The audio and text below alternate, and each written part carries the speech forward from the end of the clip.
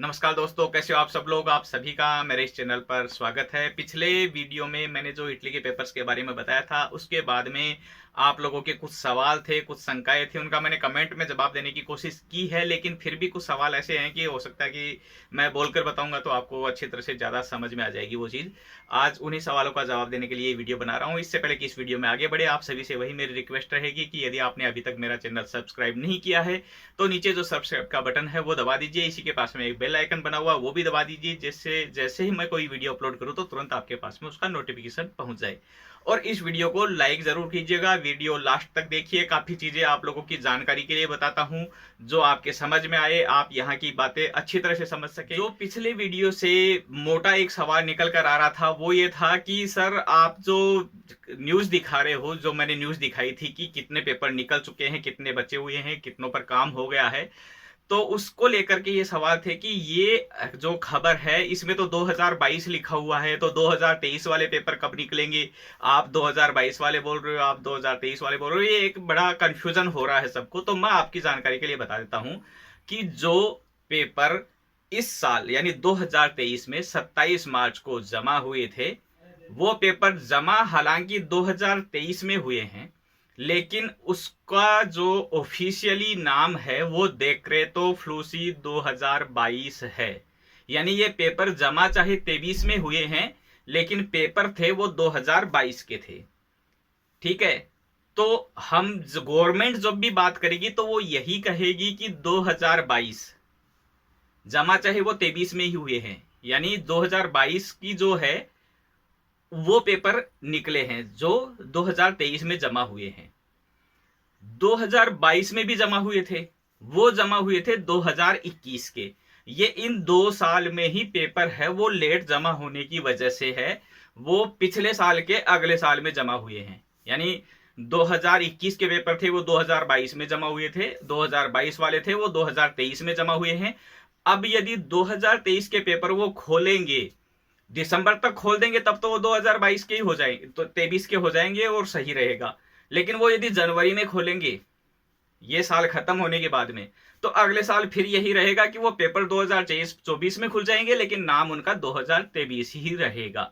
यानी ये कोटा जो है ये 2022 का है। तो सरकार के डॉक्यूमेंट्स में डेक्रेटो फ्लूसी 2022 लिखा हुआ है। वो जमा चाहे 23 में हुए हैं, निकल चाहे 23 में रहे हैं, मिल चाहे 23 में रहे हैं, लेकिन वो हैं 2022 के। यानी अब जो ये पिछले वीडियो में मेरी जो रिपोर्ट थी, जो सरकार के आंकड़े मैंने दिए थे, वो पेपर थे जो 27 मार्च 2023 को जमा हुए, उनसे रिलेटेड। आप चाहे अब उन्हें 2023 बोल लीजिए चाहे 2022 बोल लीजिए, लेकिन पेपर वो उन 27 मार्च को जमा हुए थे, उनसे रिलेटेड वो बात थी कि इतने पेपर निकल चुके हैं।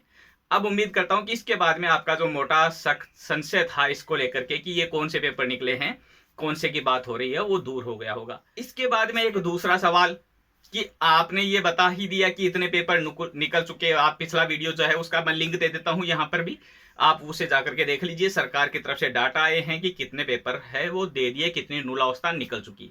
तो अब क्या और नहीं निकलेंगे, क्या बंद हो गए?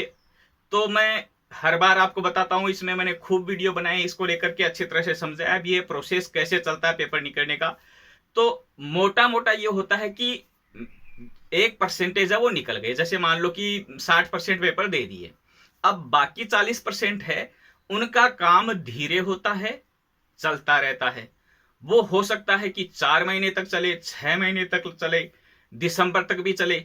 कोई जरूरी नहीं है कि वो कल पूरा हो जाए, परसों पूरा हो जाए, वो चलता रहेगा।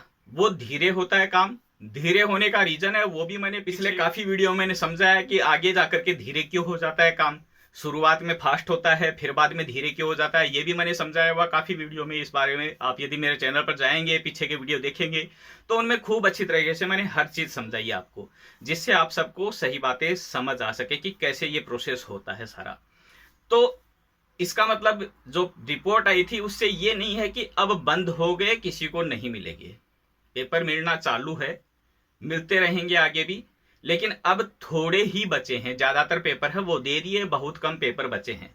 तो एक तरह से जैसे आप थोड़ा सा उम्मीद लगा सकते हैं कि आपके निकलने वाले हैं या नहीं। जैसे मान लो कि एक जगह से पेपर है, वो आपने देखा कि 2:45 वाले के निकल चुके, आपका पेपर है वो है 10 मिनट पर, तो उम्मीद छोड़ दीजिए क्योंकि 2:45 का 45 सेकंड का अभी निकला है, 2 मिनट और 45 सेकंड का आपका 10 मिनट पर, तो वहां तक पहुंचना थोड़ा सा मुश्किल सा लगता है। क्या पता कोई किस्मत का हो भी जाए, लेकिन एक मोटा मोटा जो अंदाजा लगाते हैं उससे यही होता है कि यदि अब तक इतने ही निकले हैं तो 10 मिनट तक पहुंचना थोड़ा सा इम्पॉसिबल लगता है। आपका ये लग रहा है कि 2:02 और 45 सेकंड वाले का निकल गया, आपका 3 मिनट पर ही है, तो एक उम्मीद हो सकती है कि चलो 15 सेकंड का ही डिफरेंस है, हो सकता है कि थोड़े ही पेपर हो और यहां तक पहुंच जाएगा आपका।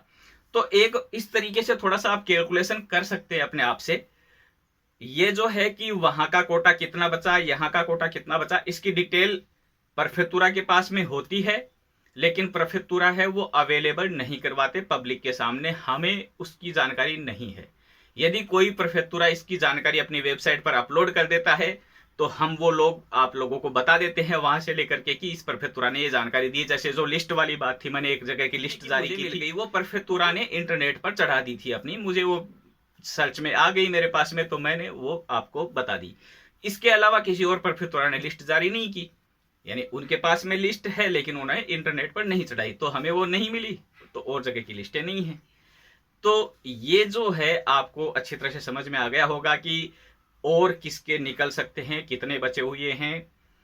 फिर उसमें पिछले वीडियो में मैंने एक बात और बताई थी कि मैक्सिमम जो है वो सीजन वाले निकले हैं, परमानेंट वाले हैं उनमें से 60% के लगभग ही निकले, यानी उनका अभी 40% का और काम होना बाकी है।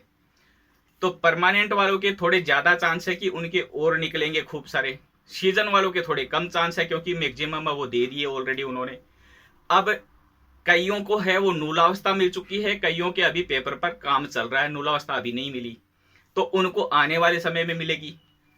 ये एक थोड़ा सा आपको समझाना था। उम्मीद करता हूं कि ये जानकारी आप सबके लिए काफी यूजफुल रही होगी। इसके अलावा आप लोगों के कुछ और सवाल हैं, उनका मैं कोशिश करता हूं यदि समय मिल पाया तो 1-2 दिन में मैं लाइव आकर के आपसे लोगों से बात करूंगा, जिससे लाइव आपके सवालों का जवाब दे पाऊंगा। और यदि नहीं हो पाया संभव तो अगले वीक तक है वो बाकी आपके सवालों को लेकर के और वीडियो बना करके वो पेश करूंगा आपके सामने। उम्मीद करता हूं ये जानकारी आप लोगों के लिए काफी यूजफुल रही होगी। वीडियो को ज्यादा से ज्यादा लाइक कीजिए, शेयर कीजिए अपने दोस्तों के साथ में, अपने सोशल मीडिया पर इसको खूब पब्लिश कीजिए जिससे सब लोगों के पास में ये जानकारी पहुंच सके। मिलते हैं जल्दी किसी और वीडियो में, धन्यवाद।